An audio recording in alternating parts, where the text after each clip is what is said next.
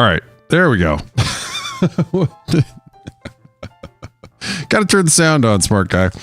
Welcome to Saturday 6. I'm Rob Bowron. We're going to run through, if this is your first time, and I guess you should always remember that maybe it is somebody's first time watching. We're going to run through 6 games from an advanced stats perspective. We're going to include an FCS game this week, the Brawl of the Wild. I'm really excited to cover this game. I grew up in Wyoming, so I am quite familiar with what goes on up in Montana. But we're going to run through 6 games from an advanced stats perspective. All the stats you're going to see are from BetaRank, an advanced stats model that I built on the same data that they provided the College Football Playoff Committee from the same folks. I'm slightly discombobulated. There has not been enough coffee this morning for this. I had a ton of travel this week, so I'm just getting to this on Saturday. I was in LA for work, which there's not a direct flight from LA to Columbus unless you fly Spirit, and I'm not that desperate. So I'm really excited. I say I'm excited every week. Like, I'm really excited for this week of college football. There are some under the radar, really good games. Unfortunately, one of them is on the Pac-12 network, so good luck finding that if you don't have it. But there are, like I said, there are some under the radar, really good games in college football this week. And of course, within the FCS, this is the last week of regular season games. There's going to be some really good games as well for the FCS. And in particular, it's sort of rivalry week in the FCS. So like I said, we're going to cover the Brawl of the Wild, which I think is the best matchup this week in the FCS. This week, I do think that in particular for teams in the Pac-12 looking to make it into the college football playoff, this is an important week. It's really looking like and I say this for both Washington and Texas, if they don't improve their play over the last part of the season, they might end up as this year. We've definitely talked about there being more parity in the sense that there's not an outstanding juggernaut in college football like Georgia has been the last 2 seasons. Or, Alabama, LSU, Ohio State, Clemson have been in the seasons before. Without that juggernaut, it does put teams into play that are in that sort of 3, 4, 5, 6 range in college football that have a shot to knock off the best team or to knock off the more highly ranked team in the playoff, have a shot to win a national title. That I think is, makes this season really interesting and fun. But it'll be a lot less interesting, and it'll seem like there's a lot less parity because Washington and Texas either haven't picked up their play or they do win out without having picked up their play.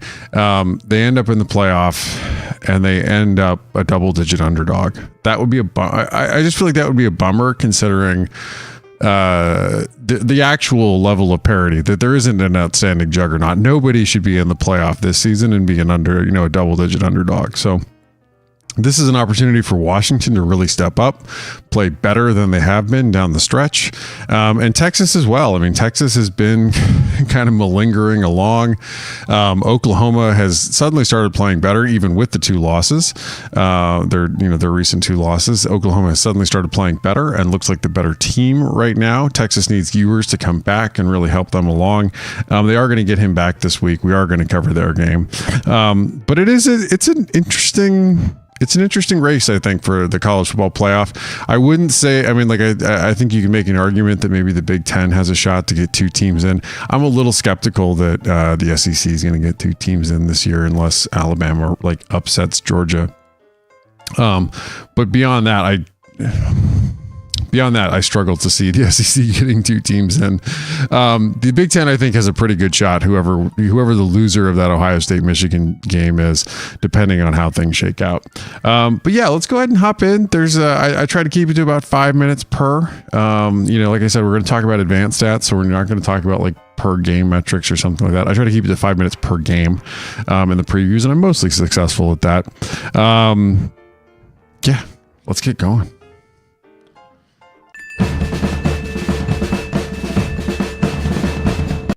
Our first game out is the highlight game. It's on primetime at ABC. This should be a lot of fun. This Oregon State team is coached by Jonathan Smith. This Washington team, of course, is by Kalen DeBoer. And look, Oregon State's more highly ranked than Washington right now in beta rank. I don't know if this is a great matchup for the Beavs. Washington can present some asymmetrical problems with the efficacy of their passing attack. That said, this should still be a really, really fun matchup. This Oregon State offense is sneaky really good. Brian Lindgren's your offensive play caller here. And they're in the top 10. They do a good job overall with drive efficiency. It's something they can improve on. This is your ability to sustain long drives to be able to put up points. This requires consistency in both play calling and execution. They are a fairly explosive offense, number 9 overall. Their play efficiency, which is the yards per play outside of explosives, this is the least important of the core 4 beta rank metrics, but they're excellent at it. They have a great running attack, as if you're peeking down below, you will see. And they do a good job on negative drives. They avoid 3 and outs. They avoid turnovers for the most part. They're at number 6 overall in effective rush, and number 13 in effective pass. This is an excellent running game. I think Jim Mahalchek, their offensive line coach, is the best offensive line coach in college football. He does a lot with less. DJ Uigalele is a 58.6 completion percentage, 9.1 per. Look, you would like to see those numbers higher, particularly on the completion percentage, not necessarily on the per attempt average, but the completion percentage you would like to see higher for modern college football. But he adds a lot to this offense they hadn't had. They mostly key off the run game. He can run too. He's an absolute load when he's running the football. This Washington defense isn't good. 45 overall is on the wrong side of the middle of the road for a Power 5 defense. I grade on a 1 to 69 scale because there's 69 Power 5 teams. There's very different resources available for Group 5 and Power 5 teams. So for Washington, this is a very bad unit. Number 37 overall in drive efficiency. You can put together long drives to put up points against them. They are very susceptible to big plays. Number 59 overall in explosive drives. That's something to keep an eye on here. Number 34 in play efficiency. They do a decent job outside of explosives, limiting yards per play, but 78 in negative drives, not forcing enough 3 and outs, not forcing enough turnovers. Really, their defensive line's not great. I know they talk up a lot about the ends, but they don't get a ton of pressure. The interior of the line isn't fantastic. They're at 47 in effective rush versus 57 in effective pass. Those aren't great numbers. Like this defense is the reason that Washington is where they are in the rankings is because their defense is really bad. Now you flip it around. This matchup is probably the one that's going to determine the game. This Washington offense, Ryan Grubbs, your offensive coordinator, number 5 overall. They struggle a little bit with drive efficiency, putting together long drives to be able to put up points, but they're an incredibly explosive offense. They're like LSU is one of the most explosive offenses we've ever measured. This Washington offense is a very, very explosive offense. They rely on big plays to be able to put up points. Outside of explosives, they have a decent, play efficiency, yards per play. They do a really good job avoiding 3 and outs and avoiding turnovers with number 6 in negative drives. Number 96 overall in effective rush, number 1 in effective pass. You definitely know what's coming with Washington. I mean, they're going to lean into throwing the football. They absolutely should because Michael Penix has been fantastic. 68% completion percentage, 9.7 per. Now, this Oregon State defense under Trent Bray, they've definitely taken a step back, particularly defending the pass from where they were last season. Last season, they were a top 10 defense. They did lose some folks in the secondary, and they're breaking in new folks, and it definitely shows this year. 34 overall. This is kind of a middle of the road Power 5 defense. Not great. What they excel at is drive efficiency. They do a really good job finding ways to get off the field and avoid giving up points, but they struggle. They give up a lot of big plays. That's not a great matchup here for them. Number 64 overall in play efficiency, 77 in negative drives overall. They don't force a lot of 3 and outs and turnovers either. They're at 28 in effective rush versus 56 in effective pass. And that's not where you want to be in this game. Like if you're Oregon State, you'd much rather have those numbers flipped. That's why this game is actually really interesting because Beta Rank overall has Oregon State ranked higher. Teams that are at home and ranked where Oregon State is facing teams where Washington is. Usually win about 61% of the time. And I mean, look, things that happen 39% of the time are not infrequent. So people struggle with probability. Sometimes they're like, it's over 50%. Like yeah, we're not talking about like a long tail outcome here with the Washington win.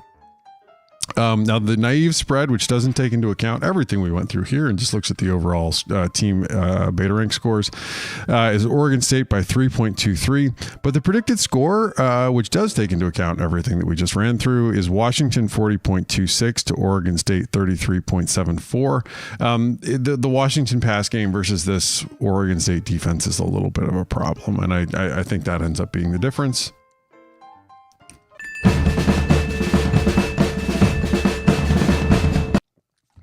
Another good game. This one is always on Pac-12 Network, which is just a bummer. I mean, the matchup of the LA schools, I understand, is going to draw more TV eyeballs, but this is a better football matchup. Arizona comes in more highly ranked than Utah this season, mostly because Cam Rising is hurt. Let's be honest. Jed Fish is your head coach for Arizona. Kyle Whittingham is your head coach for Utah. Jed Fish is also your offensive play caller here. Morgan Scalley is your defensive coordinator for Utah. This Arizona offense is pretty good. Number 19 overall in beta rank. They do a really good job with what they got. And they've been improving on drive efficiency since Noah Fafita has taken over for Jaden DeLora. They were really dependent on explosives with DeLora. They've become a much more balanced and better offense in the advanced stats with Fafita running the show. Their drive efficiencies, this is sort of middle of the road-ish. You'd like to see them continue to improve. There's still a couple, there's of course still the DeLora data in here with Fafita. They're probably somewhere closer to 20, I think, in drive efficiency. They're at number 18 overall in explosive drives. They do a really good job putting up big plays. Number 21 overall in play efficiency outside of explosives. They do a pretty good job, maintaining their yards per play. And they do a good job avoiding 3 and outs and avoiding turnovers. Number 16 overall in negative drives. They do have a good size run pass split. Number 41 in effective rush versus number 12 in effective pass. They have a great set of running backs. The offensive line is quite good in their PFF grades for pass blocking, a little less so for run blocking. I wouldn't expect them to necessarily run a ton in this game. Noah Fafita has been fantastic since taking over. 73.7% completion percentage, 7.7 per. He could definitely get the ball down the field a bit more, but he also executes the offense at a pretty high level. This Utah defense is great. Number 5 overall in beta rank. They do a really good job limiting big plays. They're at number 38 overall in drive efficiency, though. You could put together long drives to score points against this Utah defense. They're more set up to limit your ability to put up big plays. They're number 9 overall in explosive drives. They do a good job limiting big plays. A lot of this game is going to turn on Arizona's ability to either put up big plays or to be able to sustain drives. It's going to be something interesting to watch here. They are number 1 in play efficiency, yards per play outside of explosives. Like, they've had some injuries on this front 7. They are still fantastic. Number 1 in negative drives. They do a great job forcing 3 and outs, forcing turnovers. They're a green dog team. Watch out for the linebacker that has the running back responsibility in pass coverage. Running back doesn't go out. They're definitely blitzing. Number 4 in effective rush versus number 14 in effective pass. That's going to be really interesting to see here. Utah, even with the injuries, has been consistently excellent in their run fit. That dates back to last season as well. The pass defense has been a little bit more of a struggle for them. I'm interested to see them against these Arizona wide receivers if they can contain this Arizona passing offense. Last year, they got them in an absolute bomber of a rainstorm up in Salt Lake City, and Arizona had 5 fumbles. So this should be a more interesting matchup, I think, for what this Arizona offense can do. Now you flip it around. This Utah offense is absolutely struggling. Andy Ludwig's your offensive coordinator here. They're at number 19 overall in drive efficiency. Their bread is buttered here. They have to find ways to sustain drives to put up points because they are not explosive at all. Number 87 overall in explosive drives. They absolutely struggle to put up big plays. They're at 26 in play efficiency. They do a pretty good job outside of those explosives that aren't really there, maintaining their yards per play. 52 in negative drives. They do a decent job here compared to some of their other numbers. 52 is not great. Negative drives, avoiding 3 and outs, avoiding turnovers. They are highly dependent on the run game. 14 of an effective rush versus 89 in effective pass. Look out for Sion Vaki, who's been fantastic since he has been playing both ways and also coming at running back. Really dynamic player for them. They're going to need him to have a big game. Bryson Barnes is your quarterback here. 58.5 completion percentage, 6.8 per. He's the backup. Those are not great numbers for modern college football, where you want your quarterback closer to 65% completion percentage and definitely over 7, probably over 8 in your yards per attempt. This Arizona defense is significantly improved this year under Johnny Manson. They're a middle-of-the-road Power 5 defense. They are pretty good at drive efficiency, finding ways to get off the field and avoid giving up points. That's going to be interesting here. Their offense may not be giving them as good a field position as they have had in the past when the offense is able to score more points. I mean, see the Colorado game last week where they definitely were at a field position disadvantage. They're number 31 overall in explosive drives. You can definitely put up some big plays against them, but I wouldn't expect Utah to put a lot of big plays against them. Number 12 in play efficiency. They do a good job outside of explosive limiting yards per play. They struggle at negative drives, 3 and outs, turnovers. This is something that they could definitely improve on, and would, like, if they could do that in this game, would help. Now, to their advantage, they're a lot better against the run than they are against the pass right now. Definitely struggling to defend the pass, 59 overall versus 21 in effective rush. Something to keep an eye on here is whether if they are able to stone the Utah rushing attack, this game could be really tight. We've got this actually projected as a tight game anyway, though. Arizona, of course, also is more highly ranked and at home. So they got a 63% win probability, 3.9 per. But the model prediction, which takes into account everything that we have here, does have Utah at 24.31 to Arizona 23.21. Another thing to keep an eye on here, Arizona's kicking game has been excellent this season. They're at number 3 in special teams. Just keep an eye on that here. That could make a little bit of a difference in the game if Arizona is able to kick some long field goals.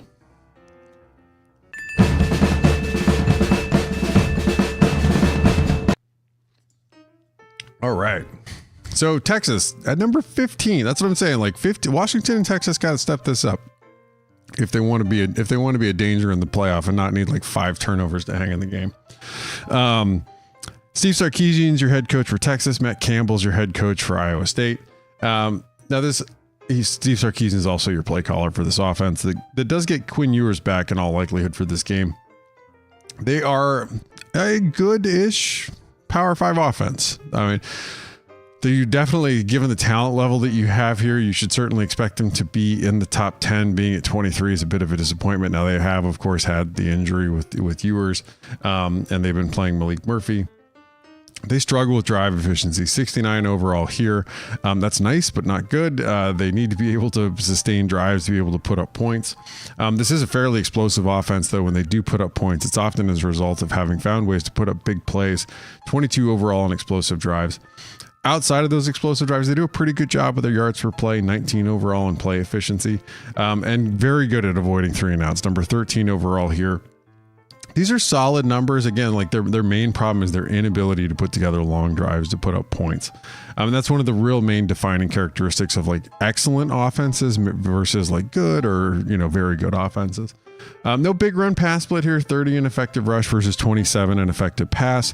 Ewers is a 70.3% completion percentage, 9.1 per. He's been a lot better than he was last season. But even when he's been in, the offense has really struggled to get to the level that we might expect for them, given the play caller and given the talent level. Now, John Heacock's your defensive coordinator for Iowa State. I think he does a terrific job with the Cyclones defense. He's been around for a bit. He's had some good defenses. I think given the talent level being where they are, which is a good Power 5, defense, kind of on the sunny side of the middle of the road. Defense is an accomplishment. Number 54 overall in drive efficiency, though. They are susceptible to giving up long drives for points. Something to keep an eye on here is whether Texas is able to take advantage of that. They do a better job containing big plays, 21 in explosive drives, limiting explosives, 44 in play efficiency. They do a good job, too, finding ways to force 3 and outs, force turnovers. Their negative drives number is solid. No big run pass split here either. I'm really interested. This isn't a great Iowa State defense. I'm interested to see where Ewers is versus them, though, how sharp he is. That's absolutely something to keep an eye on here for them. I mean, I think this is a good matchup where Ewers is going to get somebody that's not overwhelming, but is also good enough that he can't just get away with it if he's rusty. Now, you flip it around. This Iowa State offense is number 34 overall. Nate Scheelhaas is your offensive coordinator here. They struggle with drive efficiency. They're not great at putting together long drives to be able to put up points. They're also not great at explosive drives. I mean, this is kind of a middle of the road Power 5 offense. Number 47 overall in explosive drives. They definitely struggle here. They're at number 43 overall in play efficiency outside of explosives. They're okay at finding ways to keep their yards per play up, but they're really good at negative drives. They avoid 3 and outs. They avoid turnovers. They find ways to help on the field position battle, not give the ball up, not put their defense in bad spots. That matters. Number 69 overall in effective rush versus 29 in effective pass. That's a decent split. Rocco Becht has been quite good for his first year slinging the football around. 62.1% completion percentage, 7.1 or 7.4 per. That's not bad at all. And they definitely lean into the pass. Pete Kwiatkowski is your defensive coordinator here for this Texas defense, and they're quite good. Now they're number 1 overall in drive efficiency. I find this so fascinating because like Kwiatkowski's defenses at Washington, you would often see them number 1 at limiting explosive drives. Now that's flipped. They can definitely give up some big plays. They're probably playing a lot less too high safety, coming up and finding ways to try to get off of the field. They're excellent at that. You cannot put up long, you can, but it's very difficult to put up long drives against this Texas defense. They are susceptible a bit to explosive drives. You can put up big plays here. It's going to be interesting to see if Iowa State can hit any of those against this Texas defense. 22 in play efficiency. They do a good job outside of explosives, limiting the yards per play, and they're very good at negative drives, forcing 3 and outs, forcing turnovers. That's something to keep an eye on this game. Are they able to get Iowa State in trouble? Number 2 in effective rush versus 20 in effective pass. That bodes well for Iowa State. In this, Texas has been more susceptible to teams that are able to throw the football. In a lot of ways, that makes this less of a great matchup for Texas and explains a bit why the model has this one so close. Texas has a 71% win probability and 5.99 in the naive spread and the win probability. But in the overall prediction for the game, which takes into account everything we have here, I have it at 23.53 for Texas to 22.85 for Iowa State. So close game.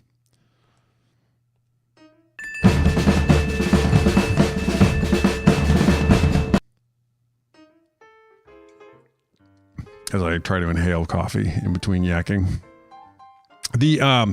This game should be fun. Jeff Brom's your Louisville head coach. Mario Cristobal is your head coach for Miami. Now, Brian Brom is the offensive coordinator for Louisville, and they're a pretty fun offense. They're 25 overall. That's on the sunny side of middle of the road, as we've talked about. They struggle a bit with drive efficiency at 54 overall, but they're at 17 in explosive drives. This is a more explosive offense than they are efficient. They're quite good at play efficiency outside of explosives. They do a good job maintaining their yards per play, but they struggle with negative drives. Too many 3 and outs, too many turnovers. Feels like a bit of like a hit or miss offense in a lot of ways. They're at 20 in effective rush versus 39 in effective pass. You might not expect that given Brom's there and he brought his quarterback in Plummer. Plummer's at 65.5% completion percentage, 9.1 per. But this Louisville offense definitely keys off of the run game. Now, this Miami defense is pretty good. Lance Guidry is your defensive coordinator here. They struggle a little bit with drive efficiency, 52 overall here. You can put together long drives for points against them. It will be interesting to see if Louisville is able to do that. But with the explosive drives here, they do a really, really good job limiting big plays. That's going to be the matchup to keep an eye on. Can they limit Louisville's ability to put up big plays? Can they limit Louisville's ability to maintain their yards per play with the play efficiency number, which is also quite good? But the number that really stands out to me here is negative drives. They're number 7 overall negative drives. They force a lot of 3 and outs and turnovers. This defense can be opportunistic and they can cause problems. They're number 3 overall in effective rush. That's excellent when you're going to match up against this Louisville team. This is a solid, this for Miami is a good matchup right here because at 44 in effective pass, Louisville isn't going to kill you in the passing game, but it'll be interesting to see if Louisville can lean into the passing game a little bit here because Miami is a little more susceptible there. Just something to keep an eye on. I think this side of the football should be a good matchup. It does fit a little bit better for the Canes than you would necessarily expect given that Louisville is ranked a bit higher. Now you flip it around. This Miami offense is not good. Shannon Dawson's not working out as the offensive coordinator by any stretch. They're at number 59 overall in drive. I mean, this is a really bad Power 5 offense. They're at number 59 overall in drive efficiency. They are struggling to put together long drives to put up points. They are not very explosive at number 80 overall. Now, their play efficiency is pretty good outside of explosive. The yards per play is not bad at 27. They're at 78, though, in negative drives. Just way too many 3-and-outs and turnovers. They do have a decent run-pass split. Leaning into the pass more with Tyler Van Dyke. 78 in effective rush. Van Dyke is... I did talk about Plummer. So Van Dyke's having a decent year, 66.7% completion percentage, 8.1 per. It's not really on him that the offense as a whole has regressed. Like I said, like Dawson's just not working out. Now, Ron English has done a terrific job. And I do want to call out, like, he took over a defense that the prior defensive coordinator, who's now at Cincinnati, had done a fantastic job sort of fully turning around. Ron English has absolutely picked that up and run with it. They're at number 10 overall in beta rank. Now, they do struggle a little bit with drive efficiency comparatively. You can put together some longer drives to be able to put up points against this Louisville defense. They do a really good job limiting big plays, though. 13 overall here. Their play efficiency is at number 10 overall. They do a good job outside of explosives, limiting yards per play. And they force a lot of 3-and-outs and turnovers. Number 4 overall in negative drives. They don't have, I mean, they have a decent, I mean, not like much of a run pass split. They're better defending the run than they are defending the pass. That's something to keep an eye on here. When we walk through, like, this is it was a pretty good fit on the other side for the Miami defense against the Louisville offense. I mean, there's a huge gap here, but there are some things that if you're a Miami fan, that you can maybe point to or hope on, and that is that you might be able to put together some drives against them, because that's what you're a little bit better at, and that's what they struggle with a little bit more. And they do struggle to defend the pass a little bit, and you guys definitely are better throwing the football around.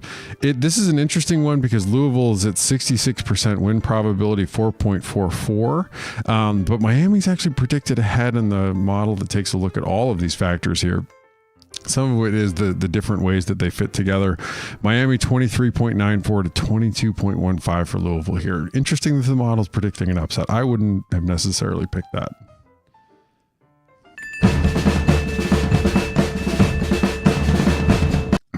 This is a fun one. Air Force has just fallen off. I mean, there was a point Air Force looked so good in the data. And then they just hit a couple walls, just face first, right in a row. UNLV, though, has been surging. Barry Odom is your head coach for UNLV. Troy Calhoun's your head coach for Air Force. Brennan Marion is your offensive coordinator for UNLV. They've really taken off offensively this season. 51 overall in beta rank. They do a good job. I mean, again, this is a very good group of 5 offense. They do a good job with play efficiency or drive efficiency, finding ways to sustain drives through execution and play calling to be able to put up points. They're 55 overall in explosive drives. This is a fairly explosive group of 5 offense. Outside of explosives, they do a good job like putting up a yards per play. And their negative drives, 48. They do, again, a really good job here, avoiding 3-and-outs and avoiding turnovers. This is an interesting one. They are a run-heavy offense, 27 in effective rush versus 69 in effective pass. Jaden Maivia, I said that wrong. Jaden Maiava. 65.5% completion percentage, 8.9 per. This Air Force defense under Brian Knorr this is a pretty good group of 5 defense.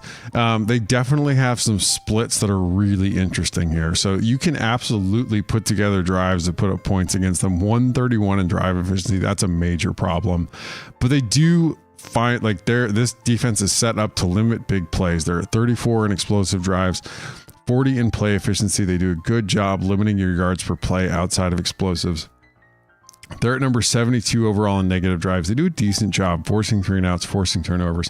They have a big run pass split. That's going to be interesting to see here. A lot of the service academies have the same problem. It's very difficult for them to recruit corners and DBs that can cover. So they're often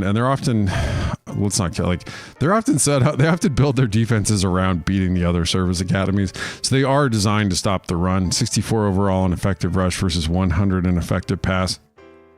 This should be a really fun matchup to see if UNLV can get things going in the air, and if they can sustain drives here and take advantage of what Air Force really struggles with. Now you flip it around. This Air Force offense is they need this to be the engine of the team. The defense is only so good. It's only going to be, they're only usually going to fall on the level that they're at, maybe a little bit better. Offensively is where they really have come back to earth. Your offensive play caller here is Mike Thiessen. Mike Scherer is your defensive coordinator for UNLV. Now they're at 66 overall in drive efficiency. They do a pretty good job here finding ways to sustain long drives to put up points. That's usually the bread and butter for some of these Service Academy offenses, is they're going to be able to sustain drives. For them to be where they're at here shows where their struggles really are with the execution. Number 82 overall in explosive drives, not a terribly explosive offense. Outside of the yards per play, outside of explosives, their yards per play is decent at 80 overall. 82 at negative drives. They do, again, this is a decent job. This is a decent number for a group of 5 offense.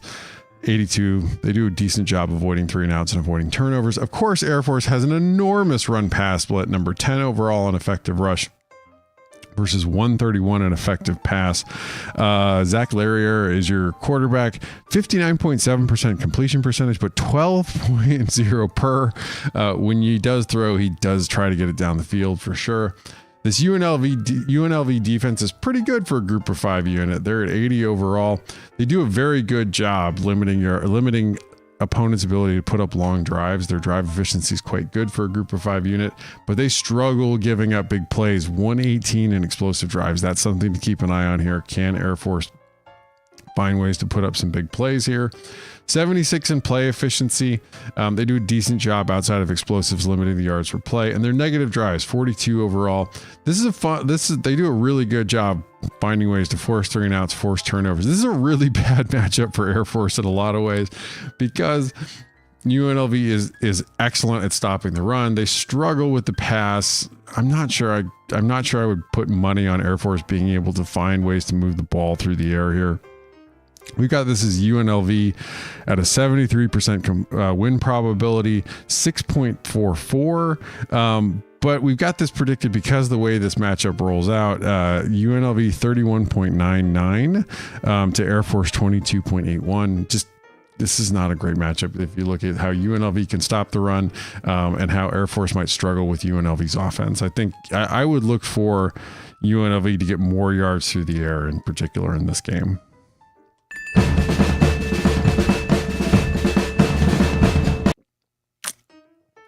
Yeah, hopping over to do an FCS game. I'm excited about this.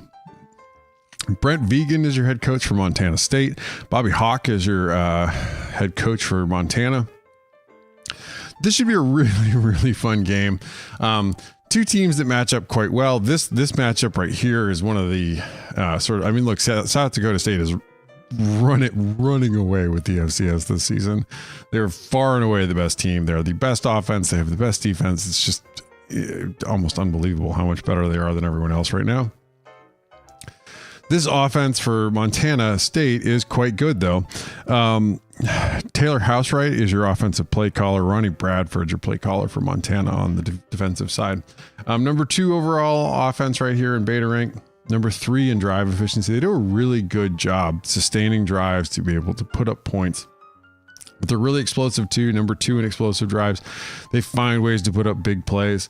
Number 3 in play efficiency. They do a good job outside of explosives, limiting yards per play. And number 4 in negative. I mean, this offense doesn't have a lot of weaknesses here. They find ways to avoid 3 and outs, avoid turnovers. They come onto the field with a plan and execute. They're number 1 overall in effective rush versus number 64 in effective pass. I mean, Vegan came over to that Wyoming coaching staff, runs a bit of that North Dakota State offense. This is definitely a run first offense for sure. Sean Chambers, former Wyoming quarterback, I believe, 57.4% completion percentage, 10.0 per. They hadn't thrown it a lot, only thrown it 87 times so far this season. Now, this Montana defense at number 8 overall, they're pretty good. And they're definitely the driving force behind this Montana team. They're number 8 overall in drive efficiency. They're pretty good at finding ways to avoid giving up long drives, finding ways to get off the field. They're number 5 in explosive drives. They're going to need to limit big plays here. Look, it's an offensive football, game of football these days. You're going to give up some big plays. These numbers you see here, these bars are scaled to the offense so that you get a sense that, like, hey, even if you're quite good, like, the offense is likely going to still put up some points because that's the way football works these days. Number 15 overall at play efficiency. They do a good job outside of explosives, limiting yards per play, but they struggle a little bit with negative drives, forcing 3-and-outs, forcing turnovers. Definitely something they might need in this game if they're going to hang with Montana State. Number 9 in effective rush versus number 7 in effective pass. Not a big split here, but you definitely know what you need to do going in here. You need to limit Montana State's ability to run the football. You flip it around here. Brent Pease is your play caller for this Montana offense. Willie Matt Garza is your defensive coordinator for Montana State. Now, I say this is like, it's not necessarily like there's no Power 5 in the group in the FCS. You can't really call this like a middle of the road Power 5 offense, but they're a significant step back from where Montana State is.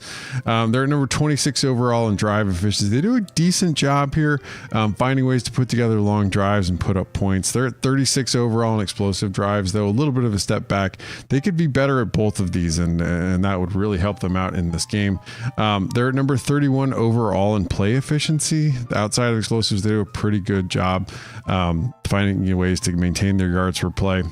14 in negative drives. They're a little susceptible to 3-and-outs and turnovers. They're also a run first team, number 13 overall in effective rush versus number 63 in effective pass.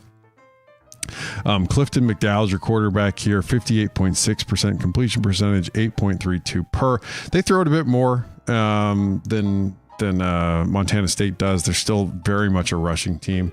This Montana State defense is pretty good, number 14 overall in beta rank. They struggle, though. They struggle at limiting long drives. You can absolutely put up some drives against this team. It does require play calling and execution, of course, but it's not necessarily their forte. They're number 8 at explosive drives, though. They do a good job limiting big plays. 27 in play efficiency. So outside of explosives, they're all right at finding ways to limit the yards per play, but they're very good forcing 3-and-outs, forcing turnovers, very good at negative drives. They do have a run-pass split. They're better stopping the run than they are against the pass. I think the interesting thing to watch on this side of the ball is Montana able to sustain long drives against this Montana State defense? They are more geared up to be able to both limit big plays and then try to find ways to hit you in the mouth and force you with a 3-and-out or a turnover. Both of those, however, can leave you susceptible. And I'm interested to see if Montana, if they are able to sustain some long drives in this game, maybe eat some clock, force the game to be a little bit closer. We've got this with Montana State, 71% win probability, 5.99. This offseason project will be creating a model for predicting scores for the FCS, but this is what we've got for this season. So I'm really excited to have covered this game, actually, just covering an FCS game in general. So that's it. That will be the games for this Saturday. There's some really fun games out there, including, like I said, that FCS game, the Brawl of the Wild. Make sure and tune in. I mean, if you can, make sure and tune in for that one. That should be really fun. Yeah, I gotta get out and get these dogs. I have a new puppy, and I'm dog sitting another puppy for somebody. So I gotta get these dogs out to be again. Thank you so much for tuning in. Let me get this. All right. You can find all the stats you just saw and a whole lot more at sharpcollegefootball.com. I'm Rob Bowron, the econometrician behind Beta Rank. You can find me at Beta Rank FB or at Sharp College Football. We have a Pac-12 podcast at 12 Pack Radio. You can find all the back episodes of that and a whole lot more at sharpcollegefootball.com/12 Pack Radio. Thank you so much for tuning in, and we'll see you again next week.